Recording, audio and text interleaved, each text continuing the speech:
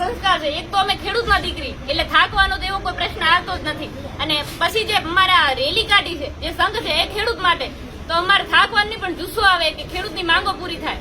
અને એ ગરીબ જયારે આગળ હાલે છે લાઈનમાં, આ પસીના પૂપ થઈ જાય, એના માટે અમારે ઉભું રહેવું જોઈએ. અને અમારા સંસ્કાર છે ઘરેથી કે સેવા તો કરવી. અને તમે અમારે એટલે દૂરથી અમારે અહીંયા આવ્યા તો અમારે તમારી સાથે જોડાવાનું ફરજ પડે.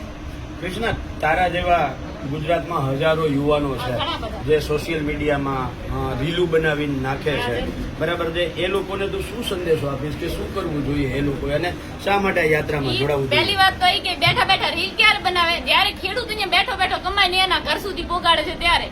અમે જો ખેતી કરવાનું બંધ કરી દીધું, એ રીલ બનાવવાની છે, એને ટાઈમ જ નહીં મળે. ખાવાનું પૂરું કરું કે રીલ બનાવવા બેસું? એના માટે આપણે ખેતી અને ખેડૂતને ખાસ કરીને સપોર્ટ કરો.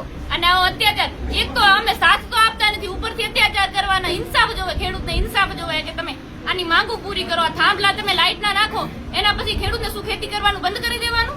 એને બીજો તો ધંધો છે નહીં, અને ખેતી કરવાનું બંધ કરી દે તો શું કરવાનું? એક ખેડૂત દુઃખી નહીં થાય, આખી દુનિયા દુઃખી થવાની છે ખેડૂતના લીધેથી.